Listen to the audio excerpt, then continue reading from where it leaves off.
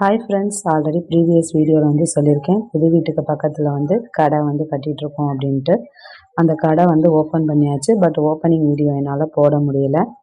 எதுக்காக அந்த கடை வந்து கட்டியிருக்கோம் அப்படின்னு பார்த்தீங்கன்னா, நம்ம வீடு கட்டுறதுக்காக லோன் வந்து போட்டிருந்தோம். ஸோ அதை கொஞ்சம் மேனேஜ் பண்ணுறதுக்காக தான் இந்த கடை வந்து வச்சுருக்கோம். பட் எல்லாமே கடையிலேருந்து கட்ட முடியாது. ஏதோ ஓரளவு வந்து கொஞ்சம் மேனேஜ் பண்ணிக்கலாம். நீங்கள் வந்து புது வீடு கட்டிகிட்ருக்கீங்க அப்படின்னா தயவு செஞ்சு இந்த வீடு கட்டிகிட்டு இருக்கும்போது லோன் வாங்காதீங்க.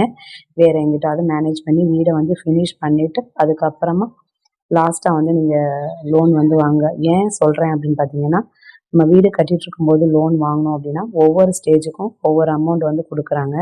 இந்த லாஸ்ட்டாக உள்ள அமௌண்ட்டை வந்து பிடிச்சி வச்சுக்கிட்டு வீடு வந்து ஃபினிஷ் பண்ணி பெயிண்டிங் பண்ணி ஃப்ளோர் போட்டால் தான் தருவேன் அப்படின்னு வந்து சொல்கிறாங்க.